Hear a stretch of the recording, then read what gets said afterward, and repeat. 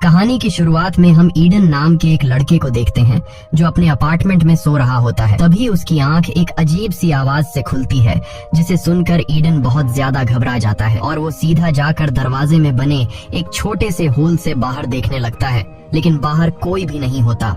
जिसके बाद ईडन आकर टीवी ऑन कर देता है, मगर टीवी पर सिग्नल नहीं आ रहे थे और स्क्रीन पर एक इमरजेंसी वार्निंग चल रही थी। ये देखकर ईडन को कुछ अजीब लगता है कि अचानक सिग्नल कैसे चले गए और ये इमरजेंसी वार्निंग क्यों आ रही है। वो ये सोच ही रहा होता है कि तभी उसे बाहर से लोगों के तेज चिल्लाने की आवाज आने लगती है। वो फौरन खिड़की की तरफ भागता है और जैसे ही वो अपनी बालकनी में पहुंचता है तो उसके होश उड़ जाते हैं। वो देखता है कि लोग यहाँ वहाँ भाग रहे हैं जैसे कुछ बड़ा होने जा रहा हो। ईडन को कुछ समझ नहीं आ रहा होता कि यह सब क्या चल रहा है और तभी वह देखता है कि एक हेलीकॉप्टर उसके पास वाली बिल्डिंग से टकराकर क्रैश हो गया है। यह देखकर ईडन के पैर तले जमीन खिसक जाती है और तभी उसकी नजर नीचे एक बच्ची पर पड़ती है जो भीड़ में शायद खो गई थी और अकेली खड़ी थी। ईडन उसे देखकर लोगों को उस बच्ची की मदद के लिए चिल्लाने लगता है, लेकिन अगले ही पल वो छोटी बच्ची अपने आसपास के लोगों पर हमला करना शुरू कर देती है और लोगों को काटने लगती है। यह देखकर ईडन समझ जाता है कि लोग ज़ॉम्बी बनते जा रहे हैं। डर के मारे ईडन जल्दी से बालकनी से निकलकर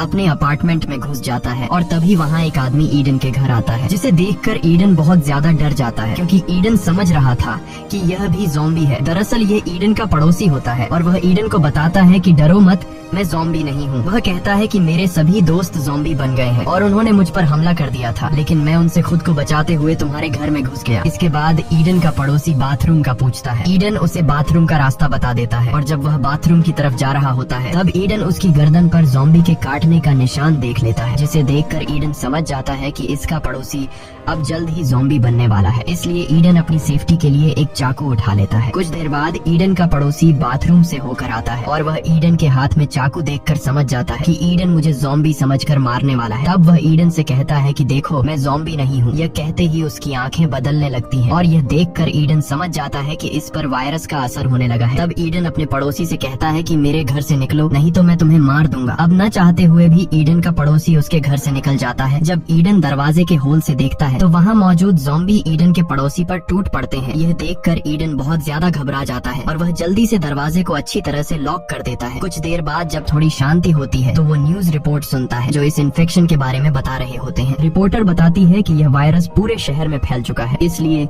जो कोई भी इस वायरस से इन्फेक्टेड नहीं हुआ है उसे चाहिए कि वह बाहर बिल्कुल भी न निकले और अपने घर की सभी खिड़कियां और दरवाजे बंद करके अपने घर में रहे। यहाँ ईडन अपनी फैमिली को कॉल करने की कोशिश करता है, लेकिन सारी लाइनें बिजी होती हैं। जब वह अपनी मैसेज बॉक्स चेक करता है तो उसे अपने पेरेंट्स के कुछ मैसेज मिलते हैं। ईडन के पेरेंट्स ने मैसेज में लिखा था कि पूरे शहर में ज़ॉम्बी फैल चुके हैं, जिस वजह से हमें तुम्हारे पास आने में टाइम लगेगा, इसलिए तुम घर से बाहर बिल्कुल भी मत निकलना और हमारा इंतजार करना। इस तरह से शाम हो जाती है। ईडन अपनी बालकनी में बैठकर बाहर का नजारा देखने लगता है। बाहर पूरा शहर वीरान हो चुका था और हर जगह आग लगी हुई थी। ये सब देखकर ईडन पूरी तरह से टूट जाता है और वो सोचने लगता है कि इस तरह के हालात में आखिर वो अकेले कैसे जिंदा रहेगा। अब ईडन इन मुश्किल हालात में सरवाइव करने के लिए वो अपने पूरे अपार्टमेंट में छोटे छोटे मोटिवेशनल नोट्स लगा देता है ताकि इन नोट्स को देखकर उसे हिम्मत मिलती रहे और वो मिरर पर डे 1 लिख देता है। ईडन को पता चल जाता है कि यह ज़ॉम्बी वायरस कई महीनों तक भी चल सकता है, इसलिए वह इन मुश्किल हालात में घर में अपने लिए एक सेफ जगह बना लेता है ताकि वो हर आने वाले खतरे के लिए तैयार रहे।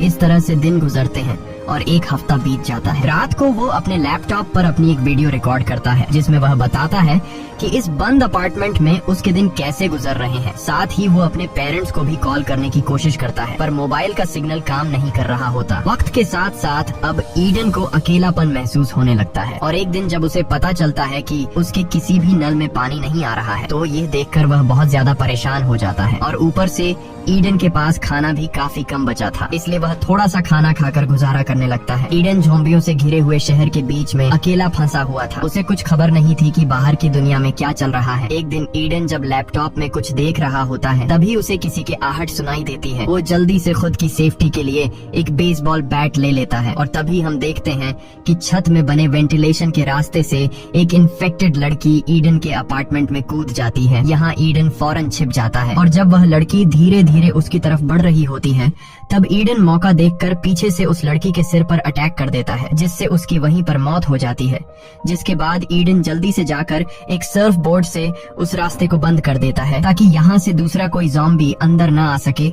इस तरह से दिन गुजरते हैं और ईडन जैसे तैसे करके जिंदा रहने की जंग लड़ रहा होता है। एक दिन जब वह अपनी एक और रिकॉर्डिंग कर रहा होता है, उसे अपने फोन की घंटी सुनाई देती है। वो जल्दी से फोन उठा लेता है और देखता है कि उसकी माँ का एक वॉइस मैसेज आया है। उसकी माँ बताती है कि हम लोग शहर के काफी करीब आ चुके हैं और कुछ ही घंटों में तुम्हारे पास पहुँचने वाले हैं। इससे पहले कि ईडन की माँ अपनी बात पूरी कर पाती, तभी उन्हें कुछ इन्फेक्टेड लोग घेर लेते हैं। ईडन वॉइस मैसेज के आखिरी कुछ सेकंड्स में अपने माँ बाप की चीखें सुनता है और फिर मैसेज बंद हो जाता है। ये सब सुनकर ईडन समझ जाता है कि उसके पेरेंट्स अब मर चुके हैं। ईडन बहुत ज्यादा रोने लगता है क्योंकि अब उसके पास जीने की कोई वजह नहीं थी। वह एक बेसबॉल बैट उठाकर यहाँ से भागने का प्लान बनाता है। घर से बाहर निकलते ही उसे ढेर सारे इन्फेक्टेड लोग दिखाई देते हैं। तभी उसकी नजर अपने पड़ोसी पर पड़ती है जो अभी तक जिंदा था, लेकिन वह बुरी तरह से घायल था, जिस वजह से वह ईडन पर हमला नहीं कर सकता था। इसके बाद ईडन बिल्डिंग से बाहर निकलने का कोई रास्ता ढूंढने की कोशिश करता है, लेकिन उसे कोई रास्ता नहीं मिलता क्योंकि हर एक जगह ज़ॉम्बी खड़े थे, जिसे देखकर ईडन समझ जाता है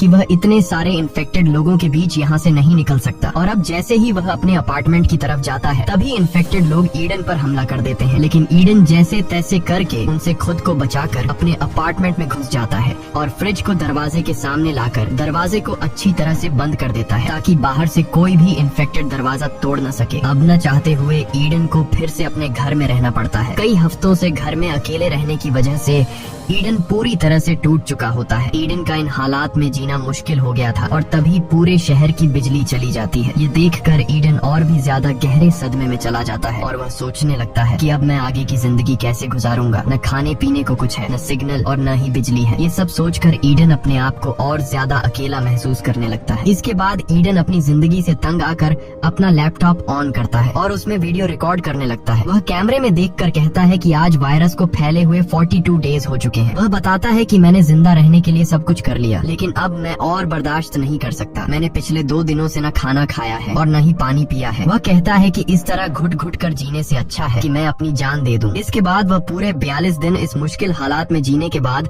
सब कुछ खत्म करने का फैसला करता है और जैसे ही वह खुद को लटकाने वाला होता है, तभी उसकी नजर सामने एक बिल्डिंग पर जाती है जहाँ उसे एक लड़की दिखाई देती है। इतने दिनों बाद लड़की को देखकर ईडन एकदम शॉक रह जाता है और ईडन को जीने की एक नई उम्मीद मिल जाती है। पर तभी उसका पांव चेयर से स्लिप हो जाता है और वो तड़पने लगता है। लकीली रस्सी टूट जाती है और ईडन की जान बच जाती है। उसके बाद ईडन फौरन खिड़की के पास जाकर उस लड़की को गौर से देखने लगता है। एक जिंदा लड़की को देखकर उसे अपनी आंखों पर यकीन नहीं हो रहा था क्योंकि वह पिछले 42 दिनों बाद किसी इंसान को देख रहा था। तभी वो लड़की भी ईडन को देख लेती है, लेकिन वो लड़की जल्दी से विंडो का पर्दा बंद कर देती है क्योंकि वो उसे ज़ॉम्बी समझने लगी। अगले दिन ईडन खिड़की के पास जाता है जहाँ वह उस लड़की को फिर से देखता है। अब इससे पहले कि वह लड़की फिर से ईडन को ज़ॉम्बी समझकर छिप जाती, ईडन जल्दी से एक पेपर पर हाई लिखकर उसकी तरफ हाथ हिलाता है। ये देखकर वो लड़की समझ जाती है कि ईडन कोई ज़ॉम्बी नहीं बल्कि इंसान है और वो लड़की ये देखकर काफी खुश हो जाती है। उसके बाद ईडन एक पेपर के जरिए उस लड़की को अपना नाम बताता है। ये देखकर वो लड़की भी अपना नाम एवा बता देती है। एवा ईडन से पूछती है कि क्या तुम्हारे पास खाने पीने को कुछ है। तब ईडन उसे बताता है कि मेरे पास खाने को तो कुछ नहीं है, लेकिन पीने के लिए ढेर सारा पानी है। उसके बाद एवा देखती है कि उसके घर के दरवाजे के पास ज़ॉम्बी आ चुके हैं, जिस वजह से ईवा पर्दा बंद करके जाने लगती है। लेकिन जाने से पहले ईडन पेपर पर लिखकर एवा से पूछता है कि क्या कल भी हम इस तरह से बात कर सकते हैं,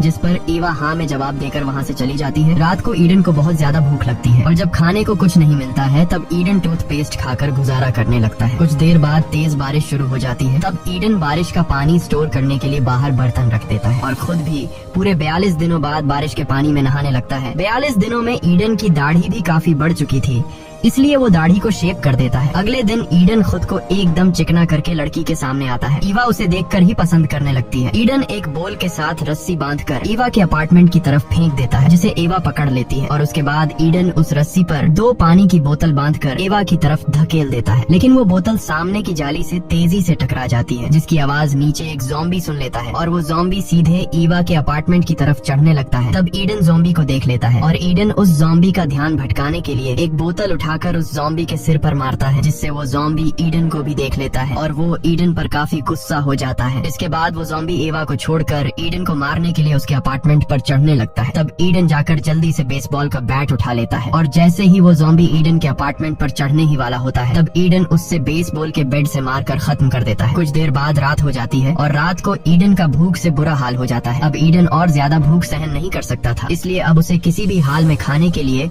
कुछ ढूंढना होगा। जिसके बाद वह पड़ोसी के घर में जाकर खाना पीना ढूंढने का फैसला करता है और जैसे ही वह अपने अपार्टमेंट से बाहर निकलता है तो उससे सामने अपने पड़ोसी की लाश दिखाई देती है। जिसके बाद ईडन अपने पड़ोसी के पॉकेट चेक करता है तो उसे पड़ोसी की जेब में उसके घर के चाबियों का गुच्छा मिल जाता है और तभी उसे कुछ ज़ॉम्बियों के आने की आवाज सुनाई देती है। अब ईडन बुरी तरह से फंस चुका था, वो उन ज़ॉम्बियों से भाग भी नहीं सकता था। लेकिन यहाँ ईडन समझदारी से काम लेते हुए अपनी पड़ोसी की लाश के साथ लेट जाता है और एक लाश होने का नाटक करता है। ईडन का यह चालाकी काम कर जाता है और सभी ज़ॉम्बी उसके ऊपर से होते हुए आगे निकल जाते हैं। जिसके बाद ईडन धीरे धीरे अपने पड़ोसी के घर के अंदर घुस जाता है। घर के अंदर घुसते ही वह देखता है कि सामने बेड पर एक लड़की लेटी हुई है, लेकिन ईडन उसके करीब जाने से डर रहा होता है, इसलिए ईडन पहले उसके ऊपर हेलमेट गिरा देता है, यह देखने के लिए कि यह लड़की जिंदा है या फिर मर गई है। लेकिन वह लड़की हेलमेट लगने के बाद भी नहीं हिलती, जिसे देखकर ईडन समझ जाता है कि यह लड़की मर चुकी है। उसके बाद ईडन सीधे किचन की तरफ जाता है, जहां उसे थोड़ा बहुत खाना मिल जाता है और ईडन जब घर की ओर जांचबीन करने लगता है तब उसे जरूरत का ढेर सारा सामान मिल जाता है, जिससे ईडन एक बोरी में भरकर उठाता है और जैसे ही ईडन वहां से निकलने वाला होता है तभी एक इन्फेक्टेड उस पर हमला कर देता है। अब उससे पहले कि वह इन्फेक्टेड ईडन को काट पाता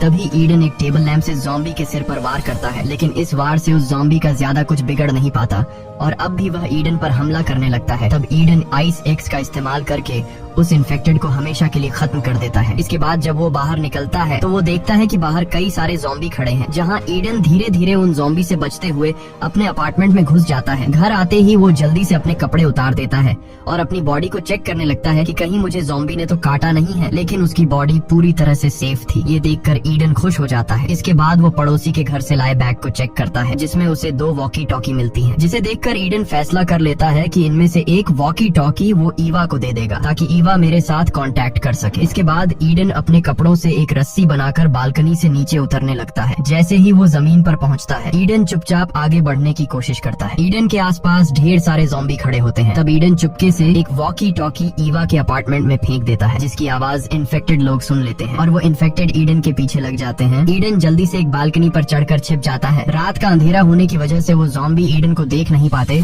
और वहाँ से जाने लगते हैं। इसके बाद ईडन वापस अपने अपार्टमेंट में आ जाता है। अगले दिन ईवा वॉकी टॉकी पर ईडन से बात करने लगती है। ईडन अपने वॉकी टॉकी पर ईवा की आवाज सुनकर काफी खुश हो जाता है। इसके बाद ईडन ईवा से कहता है कि मैंने पिछले 3 दिनों से कुछ भी नहीं खाया है और भूख से मेरा बुरा हाल हो रहा है। तब ईवा भी उसे कहती है कि मैं भी पिछले 2 दिनों से भूखी हूँ। इसके बाद ये दोनों ढेर सारी बातें करते हैं और बातें करते करते रात हो जाती है। जिसके बाद ईवा कहती है कि रात हो गई है और मैं सोने जा रही हूँ। यह कहकर वो ईडन से कांटेक्ट कट कर लेती है। अब यहाँ ईडन से भूख बर्दाश्त नहीं हो रही थी, इसलिए वो खाना ढूंढने के लिए इस बिल्डिंग को एक्सप्लोर करने का फैसला करता है। वह अपने बाथरूम के वेंटिलेशन का रास्ता खोलता है और वेंटिलेशन के रास्ते से घुसकर पड़ोसी के घर में जाने लगता है। आगे बढ़ते हुए उसे एक इन्फेक्टेड की लाश मिलती है, जो शायद ऑक्सीजन की कमी से मर गया था। उसे देखकर ईडन पूरी तरह से डर जाता है, लेकिन फिर वो किसी तरह हिम्मत जुटाकर आगे बढ़ते हुए अपने पड़ोसी के बाथरूम तक पहुँच जाता है। लेकिन जैसे ही वो जमीन पर उतरता है तो उसे खून का एक लंबा निशान दिखाई देता है। उसी निशान को फॉलो करते हुए जब वह सामने लगे पर्दे हटाता है तो वहाँ पर कोई भी नहीं होता। अब ईडन धीरे धीरे आगे बढ़ते हुए पूरे घर की जांच पड़ताल करने लगता है और जब वह किचन पहुँचता है तो वहाँ उसे खाने का काफी सारा सामान मिल जाता है। इसके बाद ईडन एवा से कांटेक्ट करके उसे बताता है कि मुझे ढेर सारा खाना मिला है। यह सुनकर एवा गुस्सा हो जाती है और वो ईडन से कहती है कि तुम मुझसे बिना पूछे इस घर में कैसे चले गए, वहाँ तुम्हारी जान को खतरा हो सकता है। ईडन उससे कहता है कि तुम मेरी टेंशन मत लो, यहाँ कोई भी नहीं है। जिसके बाद एवा ईडन से कहती है कि मैं भी तुम्हारे पास आना चाहती हूँ, लेकिन ईडन उसे समझाता है कि अभी तुम मेरे पास मत आओ, इस तरह तुम खतरे में पड़ सकती हो। मैं जब इस घर से निकलूंगा तब मैं तुम्हें सेफली अपने घर में ले आऊंगा। तब एवा मान जाती है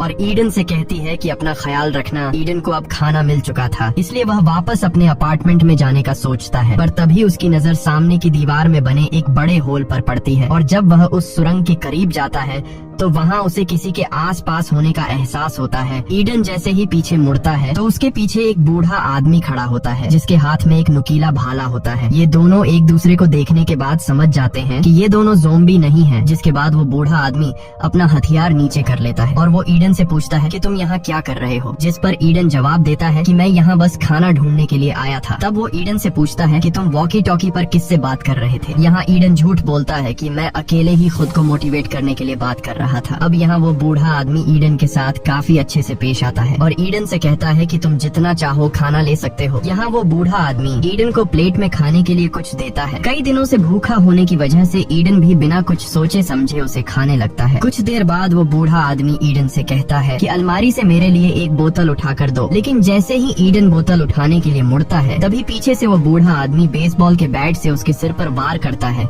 जिससे ईडन बेहोश हो जाता है। और कुछ मिनट बाद जब ईडन को होश आता है तो वह खुद को एक इन्फेक्टेड औरत के सामने पाता है जो एक जंजीर से बंधी हुई होती है। डर के मारे ईडन अब यहाँ से निकलना चाहता था, लेकिन तभी ईडन देखता है कि उसके भी हाथ पैर बंधे हुए हैं। कुछ देर बाद वो बूढ़ा आदमी ईडन के सामने आता है और वो बूढ़ा आदमी ईडन को बताता है कि ये औरत मेरी पत्नी है जो अब इन्फेक्टेड हो चुकी है। वो बूढ़ा आदमी कहता है कि मैं अपनी पत्नी से बहुत ज्यादा प्यार करता हूँ, जिसे मैं किसी भी कीमत पर खोना नहीं चाहता, और मेरी पत्नी एक हफ्ते से भूखी है, लेकिन आज उसकी भूख मिटने वाली है क्योंकि आज मैं तुम्हें उसका खाना बनाने वाला हूँ। जिसके बाद वो बूढ़ा आदमी ईडन को कुछ दवाइयाँ देता है और कहता है कि ये दवाई तुम खा लो, जिससे तुम्हारी बॉडी सुन्न हो जाएगी और मरते वक्त तुम्हें दर्द महसूस नहीं होगा। लेकिन ईडन ऐसा करने से साफ मना कर देता है और उस बूढ़े आदमी से कहता है कि तुम्हारी पत्नी इस तरह से जिंदा नहीं रह पाएगी और वह खुद मरने के लिए चिल्ला रही है, इसलिए तुम्हें चाहिए कि तुम अपनी बीवी को मारकर उसे इस नरक जैसी जिंदगी से आजादी दिलाओ। लेकिन उस बूढ़े आदमी की मेंटल कंडीशन ठीक नहीं थी, इसलिए वह ईडन से कहता है कि चुपचाप इस दवाई को खा लो, वरना मुझे तुम्हें बेहोश करने के और भी तरीके आते हैं। यहाँ ईडन इस दवाई को खाने से इनकार कर देता है, जिसके बाद वो बूढ़ा आदमी ईडन को बेहोश करने के लिए अपना औजार लेने जाता है। यहाँ ईडन समझ जाता है